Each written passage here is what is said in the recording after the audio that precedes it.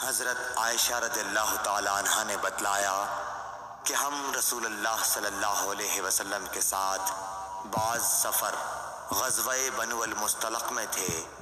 جب ہم مقام بیدا یا ذات الجیش پر پہنچے تو میرا ایک ہار کھو گیا۔ رسول اللہ صلی اللہ علیہ وسلم اس کی تلاش میں وہیں ٹھہر گئے اور لوگ بھی آپ کے ساتھ ٹھہر گئے، لیکن وہاں پانی کہیں قریب میں نہ تھا۔ لوگ حضرت ابو بکر صدیق رضی اللہ تعالیٰ عنہ کے پاس آئے اور کہا، حضرت عائشہ رضی اللہ تعالیٰ عنہ نے کیا کام کیا کہ رسول اللہ صلی اللہ علیہ وسلم اور تمام لوگوں کو ٹھہرا دیا ہے، اور پانی بھی کہیں قریب میں نہیں ہے اور نہ لوگوں ہی کے ساتھ ہے۔ پھر ابو بکر صدیق رضی اللہ تعالیٰ عنہ تشریف لائے۔ رسول اللہ صلی اللہ علیہ وسلم اپنا سر مبارک میری ران پر رکھے ہوئے سو رہے تھے۔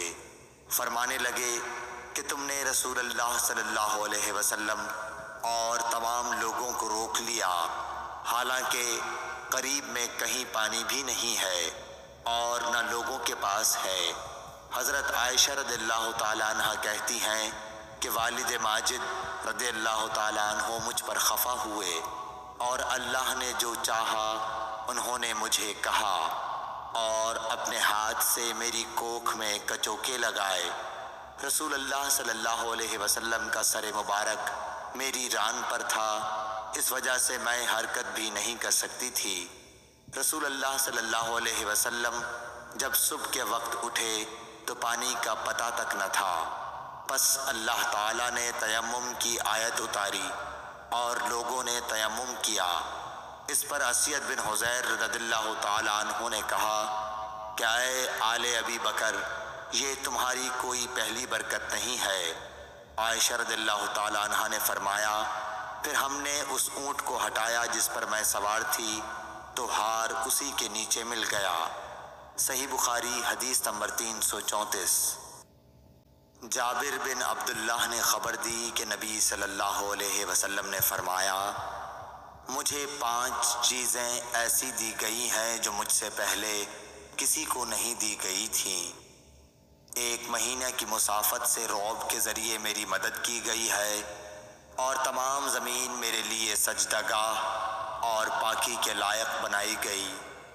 بس میری امت کا جو انسان نماز کے وقت کو جہاں بھی پالے اسے وہاں ہی نماز ادا کر لینی چاہیے، اور میرے لیے غنیمت کا مال حلال کیا گیا ہے، مجھ سے پہلے یہ کسی کے لیے بھی حلال نہ تھا، اور مجھے شفاعت عطا کی گئی، اور تمام انبیاء اپنی اپنی قوم کے لیے مبعوث ہوتے تھے، لیکن میں تمام انسانوں کے لیے عام طور پر نبی بنا کر بھیجا گیا ہوں۔ صحیح بخاری حدیث نمبر 335۔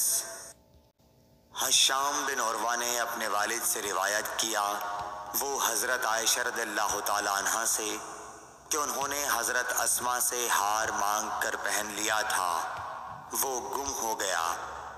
رسول اللہ صلی اللہ علیہ وسلم نے ایک آدمی کو اس کی تلاش کے لیے بھیجا، جسے وہ مل گیا۔